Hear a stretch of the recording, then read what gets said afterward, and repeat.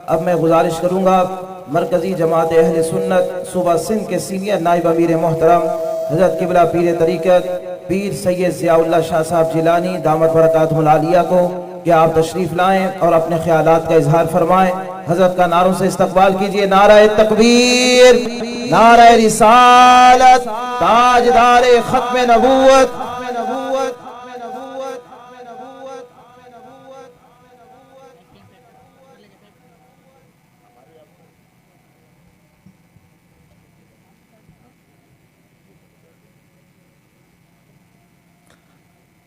अल्हम्दुलिल्लाहि रब्बिल आलमीन वस्सलातु वस्सलामु अला सय्यदिल अंबिया वल मुरसलीन व खातमिन नबिय्यीन सय्यदिल अव्वलीन वल आखिरीन व अला आलिहि व अस्हाबिहि अजमाइन। अम्मा बाद फ़क़द क़ाल अल्लाहु तबारक व तआला फिल क़ुरआनिल करीम वल फ़ुरक़ानिल अज़ीम। अऊज़ु बिल्लाहि मिनश शैतानिर रजीम। बिस्मिल्लाहिर रहमानिर रहीम। इहदिनस सिरातल मुस्तकीम। सदक़ल्लाहुल अज़ीम। फ़क़द क़ाल अल्लाहु तबारक व तआला फ़ी शान हबीबिही इन्नल्लाह व मलाइकतहु युसल्लूना अलन नबी या अय्युहल्लज़ीना आमनू सल्लु अलैहि व सल्लिमू तस्लीमा। अल्लाहुम्मा सल्लि व सल्लिम वबारिक अला सय्यदना नबीना हबीबना मौलाना मुहम्मद व अला आलिहि व अस्हाबिहि अजमाइन।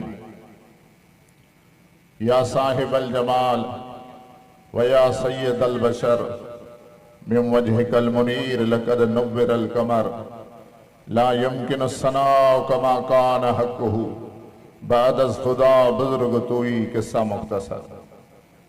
प्यारी जमात सगोरी,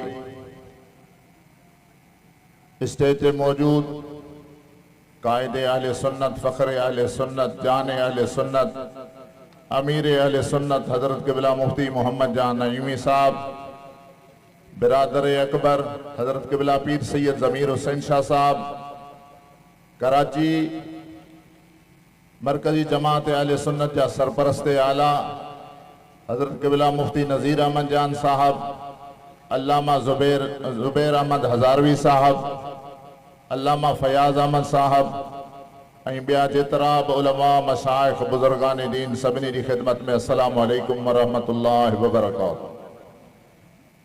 यकीनन असां तव्हां अॼु पंहिंजे क़ाइदीन खे ख़िराज तहसीन पेश करण जे लाइ हिन प्रोग्राम जो इहतमाम कयो आहे। दरअसल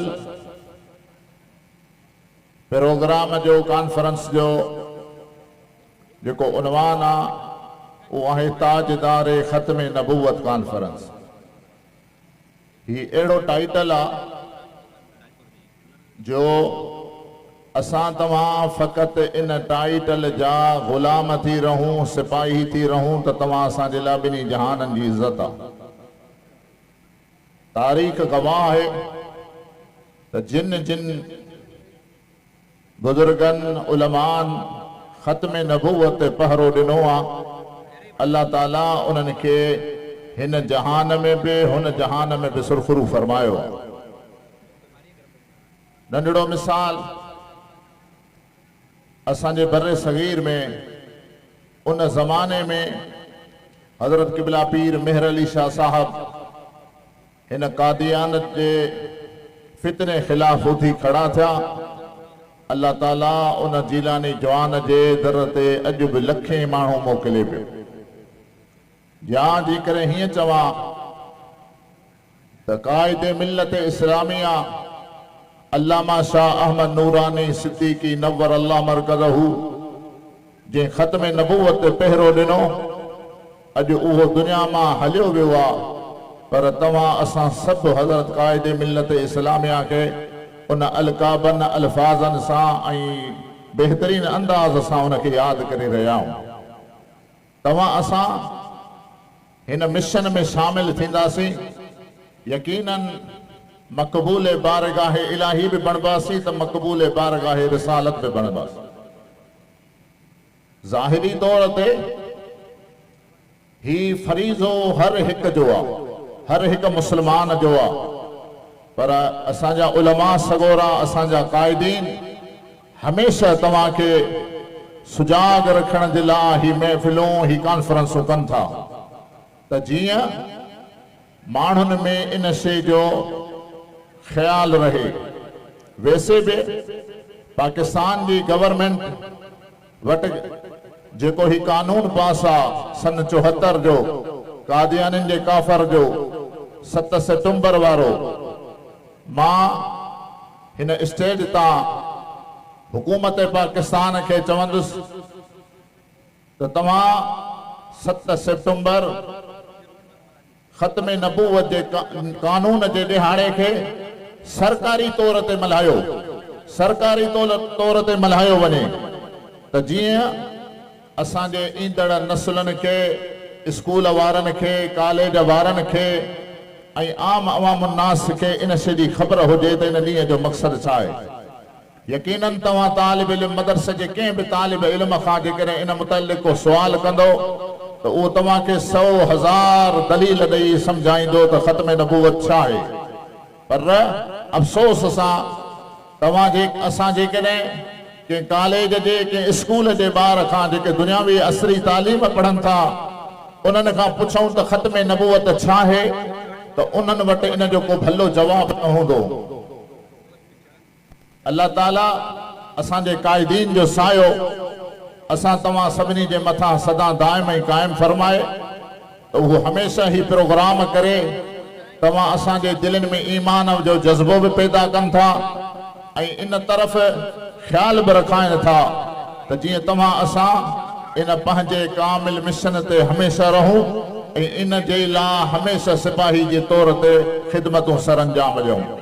मां ख़िराज तहसीन पेश कयां थो मरकज़ी जमात अहले सुन्नत कराची जी पूरी टीम खे ऐं बिलख़ुसूस क़िबला जाने अहले सुन्नत खे जेके वक्तन फ़वक्तन सॼी सिंध में अहिड़ा प्रोग्राम कराए, कॉन्फ्रेंसूं कराए, अवाम अहले सुन्नत में आम सादन समाजन मुसलमाननि में इन अक़ीदनि जे तहफ़ुज़ जे लाइ माण्हुनि खे सदा सुजाग ऐं होशियार रखनि था।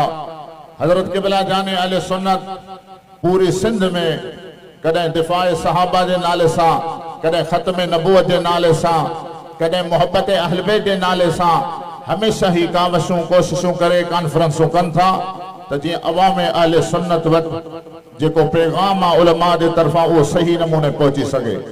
असां अवाम अहले सुन्नत ते बि इहो हक़ आहे त पंहिंजे उलमा सां रवाबित खे मज़बूत रखूं त जीअं तव्हां असां पंहिंजे ईमान ऐं अक़ीदनि खे महफ़ूज़ करे सघूं। अल्लाह करीम मूं नाचीज़ जा ही भगल टुटल लफ़्ज़ पंहिंजे बारगाह में क़बूल फरमाए। जेकॾहिं मूंखां का कमी कोताही थी आहे त नातूब इलल्लाह व रसूलिही, मां अल्लाह ऐं उन जे रसूल जे दर ते माफ़ी जो तलबगार आहियां ऐं पूरी टीम खे वरी मुबारकबाद ॾियां थो। अल्लाह ताला हमेशा मरकज़ी जमात अहले सुन्नत के सुरखरू रखंदी, अवाम अहले सुन्नत के सुरखरू रखंदी। अस्सलामु अलैकुम व रहमतुल्लाहि व बरकातहू।